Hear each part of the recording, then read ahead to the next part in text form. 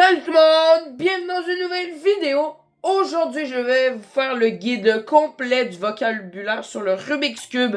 Donc, tout ce qu'il y a à savoir quand vous parlez de Rubik's Cube. Donc, en fait, ça va aller des pièces jusqu'en compétition. Donc, en fait, ça peut être pour les débutants comme pour les professionnels. Donc, vous allez utiliser tout ce vocabulaire tout au long de vos discussions quand vous parlez de Rubik's Cube. Donc, ça peut même être les mouvements au Rubik's Cube, ce qui est un peu le plus simple.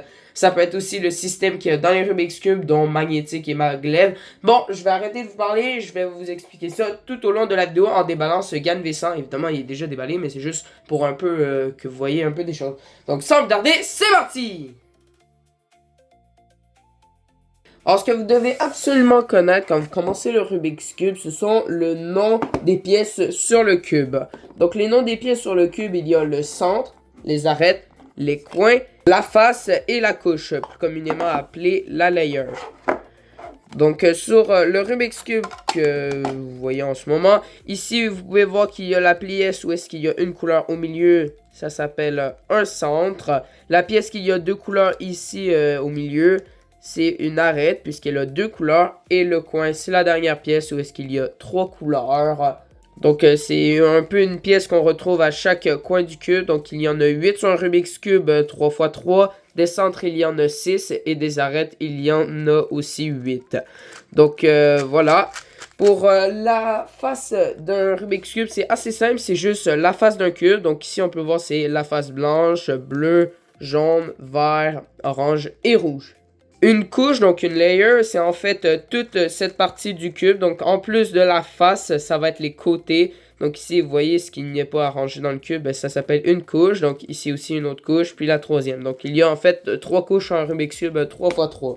Un truc de base, mais qui va être assez difficile pour vous quand vous êtes un débutant, ce sont les notations. Les notations, c'est comme les R avec un apostrophe et tout type de lettres avec des apostrophes ou des deux à côté. Ça peut être difficile à comprendre, mais regardez tout simplement c'est quoi. C'est toujours en anglais qui sont appelés, mais comme le R, le plus simple, ça va être right. Donc right en anglais, c'est droite en fait. Donc ça va être la couche de droite. Et quand il sera tout seul, donc juste un R tout seul, en fait, quand on va regarder la face devant nous, le R il va être comme ça. Ça va être dans la direction horaire. Donc là, comme ceci. Quand il y a un apostrophe, ça va être dans le sens anti-horaire. Donc, dans l'autre sens, en fait. Évidemment, le cube est touchant comme vous. Là, ça, c'est un R. Ça, c'est un L. Ça, c'est un U. Un D. Un F. Un B. Mais pour mieux comprendre le horaire puis anti-horaire, mettez la face devant vous. Donc là, ça va être horaire. Et ça va être anti-horaire. Puis quand il y a un 2, vous pouvez partir des deux bords, donc horaire et anti-horaire, mais on s'en fout, ça va rien faire au final. Donc le 2, c'est que vous allez tourner deux fois, donc au lieu d'écrire RR ou R apostrophe R apostrophe, on écrit juste R2. Évidemment, là, on ne dit pas R apostrophe, le apostrophe est prononcé prime, donc en fait ce sera un R, R prime, R2, ok? Donc ça c'est quand même assez simple, donc quand la face est devant vous, R, R', R2. Ok. Puis là, évidemment, il y a plein d'autres types. Et évidemment, il y a le type des colonnes ici au milieu. Mais ça, c'est pas vraiment utile à savoir au début. Parce que pour mélanger un cube, on utilise seulement les faces du côté. On va pas bouger les centres un peu, même s'ils bougent pas sur un cube. Donc voilà. Ici, je vais vous apprendre les autres. Donc il y a L, qui est left. Left, c'est gauche en anglais, donc le sens horaire, c'est comme ceci. Donc là, ça peut être un peu mélangeant, puisque pour R, on monte en premier, et R', on descend. Mais là, pour L, on va pas monter pour faire le L normal, et pour le L' descendre. Ça va être un peu le contraire, puisque quand on met la face devant vous, horaire, anti-horaire. Donc L, L', et R2. L2. Ok, maintenant on a le U. Ça veut dire hop, donc la face du haut, hop, ok. Donc là, ça va être U. Puisqu'on met la face devant nous, horaire, c'est comme ceci. Donc le hop, hop prime, puis hop 2. Donc eux que vous allez voir le plus souvent, ça va être toujours le U, le R et le F. C'est un peu pour les débutants, c'est ce que vous allez le plus voir. Mais après, il y a toujours les inverses. Donc l'inverse de R, c'est L. L'inverse de U, c'est D. L'inverse de F, c'est B. Maintenant, on va faire le D, donc le contraire de U. Donc, c'est la face du bas, vu que c'est down. Donc, c'est vers le bas. Et là, quand on met la face devant nous, horaire, c'est comme ceci. Donc là, ici, ça va être D, D', puis D2. Donc, encore une fois, il faut juste savoir un petit peu son anglais. Le F, c'est front. Donc, front, ben, c'est un peu devant nous. Donc, horaire, ça va être comme ça. Anti-horaire, ça va être comme ça. Puis quand c'est F2, voilà. Donc, F, F', F2. Maintenant, il y a le dernier qui est B, donc back. Back, c'est complètement à l'inverse du cube, donc ça va être le F, mais à l'envers. Donc ici, le cube, donc la face jaune. Donc, prenez pas votre cube genre comme ceci, puis après vous revenez, ça peut être un peu mélangeant. À la place, on peut tout simplement faire ceci, hop, ou juste vous jouez avec vos doigts comme ça quand vous les placez comme ça. Donc, quand vous êtes comme ça, le B', ça va être comme ceci, donc vers la droite. Le B normal, ça va être vers la gauche. Puis le B2, ben, vous le faites deux fois de la façon que vous voulez. Sinon, quand vous faites comme ça avec le cube, donc juste comme ça, pas comme ça, je sais pas quoi. Ok, donc quand vous faites comme ça, le horaire B, anti-horaire B'. Et après, ben, B2, je pense que vous comprenez assez le B2. Ok, maintenant, on va passer aux termes de base. Donc, en fait, c'est les termes qu'on emploie juste pour parler un peu de ce qu'on fait. Donc, le plus facile et le plus connu, je pense que vous pouvez savoir, mais vous ne le savez pas, c'est un Rubik's Cube. Donc, en fait, c'est un puzzle inventé par Erno Rubik. Désolé, je ne sais pas comment prononcer. En 1974, il y a aussi une résolution complète d'un Rubik's Cube. Ça s'appelle un solve. Donc, une résolution, en fait, c'est quand vous finissez votre cube. Ben là, ceci s'appelle un solve. Évidemment, ça reste un Rubik's Cube. Un scramble, ça, c'est quand vous avez mélangé votre cube. Donc, si je fais ceci avec le Rubik's Cube, ceci est appelé un mélange. Mais en anglais, ça sera un scramble. Ou un scramble, je sais pas comment vous voulez le prononcer, là, si votre anglais n'est pas très professionnalisme. Aussi, un peu le deuxième plus populaire, selon moi, c'est un algorithme. Donc, en fait, le plus connu, ça va être le Sexy Move ou le Sledge. Le Sexy Move, c'est R, U, R', U'. Donc, c'est quand même assez simple. Et quand vous le faites 6 fois sur un Rubik's Cube, ça peut le résoudre totalement. C'est un peu le truc qu'on voit quand on dit faisiez 4 mouvements et vous allez résoudre votre Rubik's Cube. C'est un peu l'arnaque du siècle. Ceci, c'est un peu deux mots. Le prochain, c'est méthode débutante. Donc, en fait, ben, c'est juste la première résolution, la première façon de résoudre un Rubik's Cube 3x3 qu'on apprend. Donc, la méthode débutante, en fait. Maintenant, on va passer au puzzle officiel en WCA. Donc, je vais vous dire c'est quoi WCA après, c'est World Cube Association. Donc, en fait, on a les cubes classiques. On peut avoir le 2x2, par exemple, le 3x3. Le 4x4 qui est caché en arrière à quelque part juste là. On peut aussi avoir le 5x5 jusqu'au 7x7 que je n'ai pas en ce moment avec moi. Évidemment, il y a les autres puzzles comme le Pyraminx, le Scube qui est censé être à quelque part en arrière ici, le Megaminx, le Square One, le Clock. Donc il y a 17 épreuves officielles en WCA que je vais vous dire tantôt. Mais ceci, c'est les cubes un peu en compétition. Si on va dans la catégorie record en compétition, il y aura plusieurs termes employés, dont single. Donc en fait, ce sera quand on résout un seul cube. Donc en fait, si je résous un seul cube en ce moment et que je bats mon record, ce sera un single. Si je bats mon record de moyenne, il sera écrit mean, donc M-E-A-N. Si on parle d'une moyenne avec un certain nombre de résolutions, comme résoudre 5 Rubik's Cube et dire c'est quoi ma moyenne, ça s'appellera un average 5, ben off 5, donc AO5. C'est un peu écrit bizarrement, mais en vrai c'est quand même assez comprenable. Il peut aussi avoir des average of 12, je sais pas c'est quoi 12 en anglais, j'ai un aussi gros paf que ça. Qui après, ben, average, je vous ai dit, c'est moyenne de plusieurs résolutions. Donc, assez simple à comprendre. Aussi, quand vous allez battre votre record, on ne dit pas juste j'ai réussi à battre mon single. On va dire mon PB. Donc, ça, ce sera personal best. Donc, en fait, mon record à soi-même. Donc, en fait, si mon record au 3x3, c'est par exemple 20 secondes. Et là, j'arrive, je fais 19 secondes. Ben, je vais dire que j'ai battu mon PB. Donc, ça... C'est juste un petit peu pour comprendre. Il y a aussi World Record.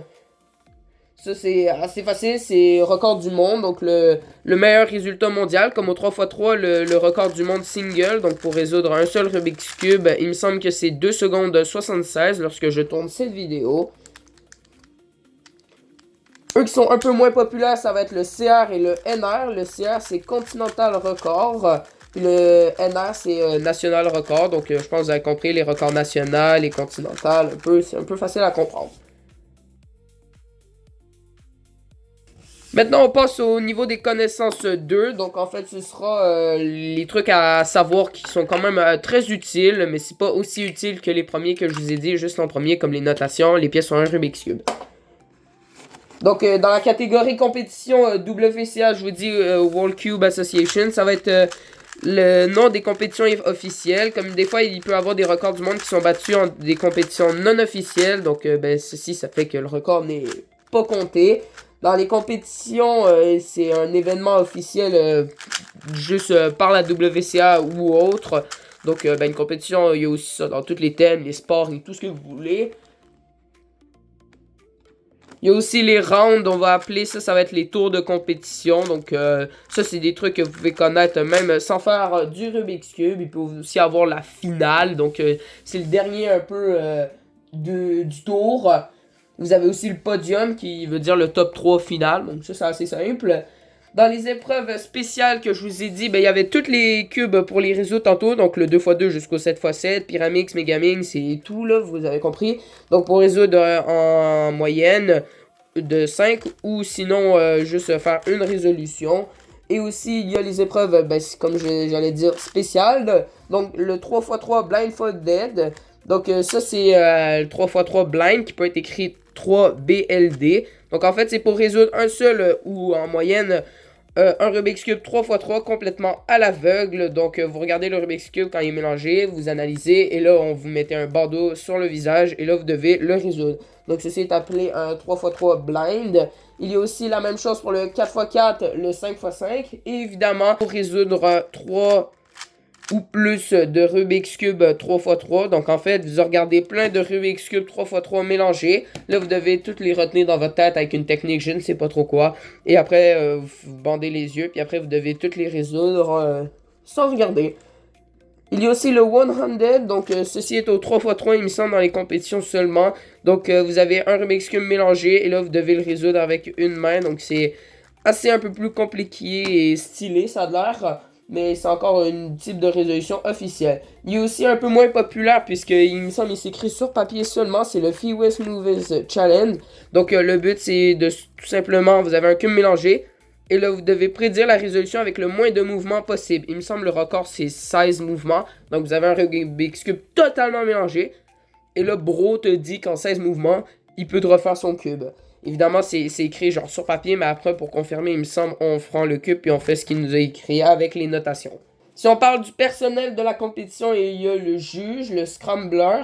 Donc, en fait, ça va être la personne qui va mélanger le Rubik's Cube. Évidemment, après, il va le donner à un runner. Donc, en fait, une personne qui va mettre, évidemment, genre, pas cette boîte-là, mais genre une boîte par-dessus le cube. Il va vous l'apporter. Évidemment, les mélanges sont toujours générés, il me semble, par des robots, genre, qui écrivent les notations et tout. Là, tu dois le faire, puis il me semble que tu es inspecté. Il y a aussi le délégué. Donc, en fait, ce sera le responsable officiel de la compétition ou de la World Cube Association. Maintenant, on va passer au niveau 3 des connaissances. Donc, en fait, ça va être des trucs qui sont quand même bons à connaître, mais qui seront pas tant utiles que ça. Mais en vrai, c'est quand même bien à savoir, comme un cube magnétique. Donc, c'est quand il y a des aimants sur les pièces pour aligner les pièces presque tout seul. Donc, ça, c'est super bien pour avoir un cube qui va vite. Il y a la deuxième mécanique qui est maglev. Donc, au centre, il y aura à la place d'avoir des ressorts sur un Rubik's Cube normal, il y aura des aimants. Donc, en fait, c'est ça qui va relire les pièces. Il y aura aussi Balcor. Donc, en fait, c'est le niveau sphérique magnétique qui est amélioré par la stabilité du cube. Donc, ça peut être un peu des mots bizarres, mais genre, le plus facile à voir, c'est dans un 2x2. Quand on ouvre le cube, il y a tout le temps une Balcor. C'est un peu la base dans un 2x2. Donc, ici aussi.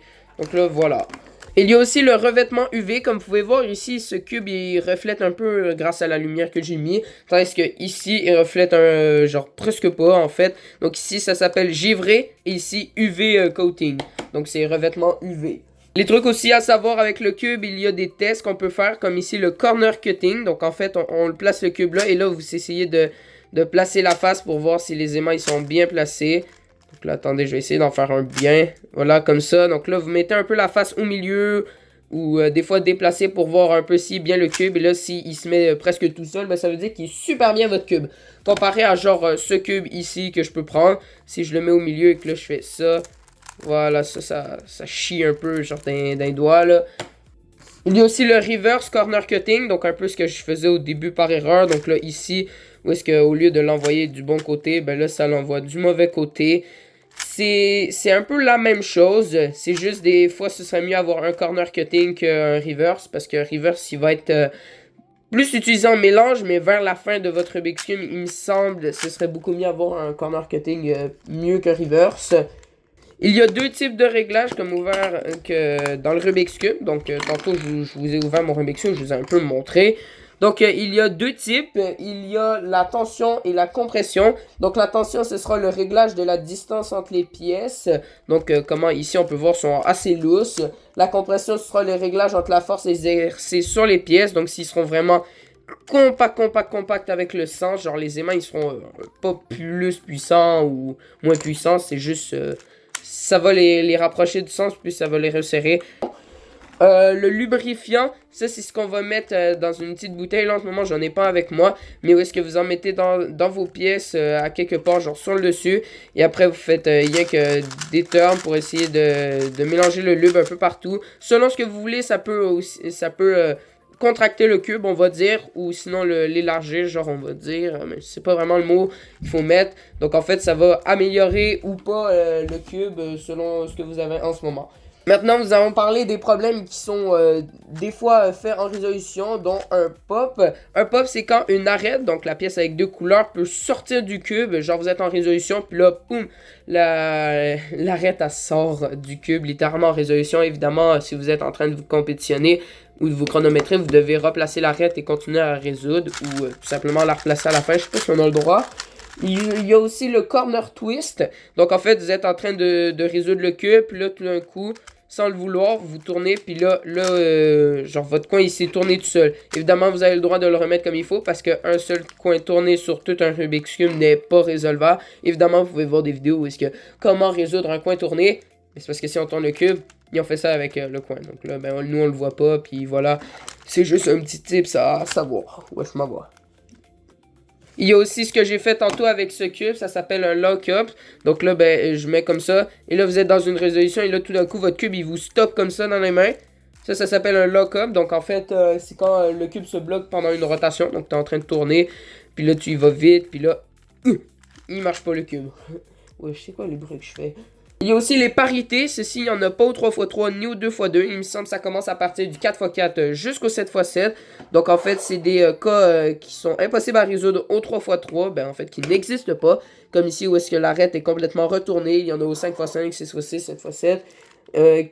Il me semble 5x5 et 7x7, ça peut être seulement pour les centres, je crois bien.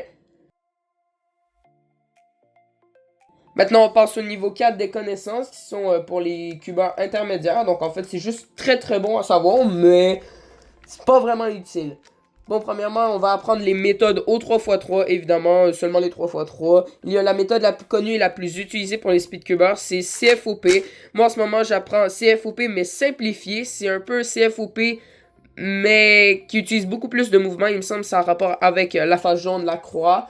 Donc, les étapes pour CFOP, ça va être de faire la crosse. Donc, en fait, être capable de faire une croix blanche sur n'importe quelle face du cube. Après, ça va être de faire les F2L. Donc, cette partie ici, le petit bloc de 2, donc l'arête et le coin, ça va être de les former et puis de les rentrer avec les 4 petits blocs. Après, ça va être les OLL. Il me semble ça va être... Ouais, ça va bien être orienté la dernière face. Et après, ben, ça va être... les dernières pièces, on va les aligner correctement avec ce qui reste. Comme ici, si je fais comme ceci, ben là, après, il me semble ça va être une PLL. Donc, on fait comme ça. Et voilà, là, ça peut résoudre. Il y a d'autres méthodes un peu moins connues comme Rooks qui va utiliser la méthode basée sur des blocs qu'on va créer puis qu'on va assembler au final. Ou la méthode ZZ qui est pour réduire les rotations d'un cube Rubik. Donc quand vous êtes en train de le résoudre, là, vous allez pouvoir utiliser moins de rotation. Donc aller plus vite évidemment. Je tiens à dire que la méthode CFOP est la plus difficile. Donc ne vous choquez pas on va dire. Maintenant, le niveau 5 pour complètement les passionnés du Rubik's Cube, où est-ce que même des fois des professionnels ne peuvent pas connaître, mais je pense que la majorité les connaissent. Donc, le plus facile, ça s'appelle les finger tricks. Donc, en fait, c'est comme si je fais ici, comme ceci. Comme voilà, ici, je peux avoir une PLL ou OLL, je sais pas c'est quoi. Mais il y a une finger tricks. Ici, le truc, ça va être de faire comme ceci. Comme ça. Puis là, ben ça, c'est sans les finger tricks. Si on fait avec... Wow, j'ai complètement mélangé le cube. Ok, donc voilà, là j'étais ici, là, je vous avais montré le truc dégueulasse, là. Mais regardez, avec les finger tricks, ça donne ceci. Donc moi, je suis pas tant rapide, mais en vrai, c'est un finger tricks compté. Il y a aussi le look ahead, donc ça, c'est quand vous êtes capable de regarder un cube et de faire votre croix blanche au début, donc sur n'importe quelle face du cube. La plupart de vous la faites sûrement sur la face blanche, donc dès que vous avez votre cube mélangé, vous regardez les pièces blanches, mais il peut aussi y avoir plusieurs cas où est-ce que c'est plus avantageux de faire la croix vert sur la face verte que sur la face blanche. Donc comme ça va vous permettre de gagner plus de temps. Il y a aussi le TPS, donc ça c'est le nombre de mouvements par seconde. Donc ça, je sais pas si on doit en avoir beaucoup ou pas beaucoup. Il me semble que c'est beaucoup, mais dans pas beaucoup de temps. Parce que si vous faites beaucoup de mouvements dans un long temps alors que vous pouvez en faire moins, ben ce serait mieux d'en faire moins. Attendez, je vais me reprendre parce que là, look ahead, je viens de voir qu'en fait, c'est la capacité à prévoir les prochaines pièces pendant la résolution. Donc en fait, vous êtes là, vous avez votre cube, là, vous êtes en train de tourner super ralenti, imagine là, c'est en slow motion. Puis là, vous pouvez voir que la pièce orange ici, vous pouvez déduire qu'en fait, ce sera la pièce avec du blanc et du orange. Donc là, ici, je regarde, oui, c'est la pièce orange et avec du blanc. Bon, là, je le savais. Mais ça va avoir la capacité look ahead. Et là, la capacité à faire les croix sur n'importe quelle face du cube. Pour commencer, ça s'appelle être color neutral. Donc en fait, voilà. Puis maintenant, on va passer au roquignon, qui est en fait identifier rapidement un cas. Donc si je fais comme ceci, je vais essayer de créer un cas. Donc là, on va dire que j'ai fait le cas le plus facile. Donc en fait, si vous êtes en train de résoudre rapidement, là, vous arrivez ici, puis là, vous voyez ces deux pièces. Et là, vous vous dites, ok, mais en fait, c'est ce cas-là. Donc là, après, vous le faites super facilement, vous le faites super vite. Fuck, je me suis chié dessus. Ah, vas-y, les femmes. Ok, donc voilà, je pense que vous avez compris, Roquignon, c'est ça. L'inspection au début d'une résolution. Ben, en fait, avant la résolution, où est-ce que vous avez votre timer ici. Donc là, il est comme ça. Là, après, le juge, il va enlever la boîte. Là, vous allez pouvoir analyser le cube. Vous avez seulement 15 secondes d'analyse. Donc, ça, c'est quand même bon à savoir. Donc là, c'était rendu à 30 secondes de résolution d'analyse. Ben là, il me semble ça va être compté comme DNS. Donc, en fait, c'est une tentative non commencée. Donc, en fait, tu seras tout simplement, il me semble, disqualifié. Je crois. Sinon, quand vous êtes en train de faire votre résolution et là, vous allez tellement vite, vous voyez pas les cas. Donc là, vous êtes pressé dans votre mélange. Là, vous lâchez le cube parce que vous pensez avoir fini. Mais en fait, non. Mais ça, vous le savez pas. Et là, vous arrêtez. Ça, il me semble, c'est une résolution soit invalide, selon si vous êtes rendu. Ça veut dire si le cube est fucking mélangé. Puis là, vous le lâchez tout simplement. Whoop. Ben là, ça, c'est une résolution invalide. Donc, DNF. Mais par exemple, si vous êtes rendu comme ça à la fin du cube, mais là, vous lâchez tout simplement. Là, il me semble que ça, ce sera une pénalité de 2 points. Mais prenez ça avec tes pincettes parce que je suis pas sûr. Donc, c'est comme ça, à côté de votre temps, quand il est affiché plus 2, c'est parce que vous avez une pénalité de plus 2 secondes. Donc, en fait, à votre temps, on rajoute 2 secondes. Donc, si ça arrive au 2x2, puis d'habitude, vous faites des temps autour de 0.7, ça fait mal faire 2 secondes 70, sachant que ta moyenne de 12 résolutions, c'est en dessous d'une seconde. Aussi en compétition, le juge peut te dire qu'il y a une cut-off à, par exemple, 4 minutes au 7x7. Donc ça, c'est le temps minimum à atteindre pour continuer. Donc là, vous devez vous qualifier un round pour aller à un autre. Ben là, tu as tel nombre de temps. Si tu fais en haut de ce temps-là, donc tu fais plus. Genre, si la cut-off est à 1 minute, tu fais 1 minute et demie. Ben là, tu pourras pas passer au prochain round. Donc, ben voilà, c'est une cut-off. Là, il y a aussi la time limit. Donc, en fait, c'est le temps limite pour résoudre un cube. Admettons, tu as ton 2x2. Puis là, il a dit, OK, le time limit, c'est genre, je sais pas, moi, 20 secondes. Mais là, si ça te prend plus de 20 secondes à résoudre le 2x2, mais là, ils vont te dire non, tu peux pas être qualifié en fait. Tu prends trop de temps comparé au niveau des gens. Donc voilà, j'espère que cette vidéo vous aura plu. Tout ce que vous devez retenir absolument le plus important selon moi, ce sera les notations et les épreuves officielles actuelles de la WCA. Donc c'est un peu les plus importants de cette vidéo, donc les épreuves et la notation. Donc si t'as aimé cette vidéo, tu peux t'abonner à la chaîne, ça me fait super plaisir. Je poste des vidéos comme ça tous les jours, donc moi je vous dis ciao bye!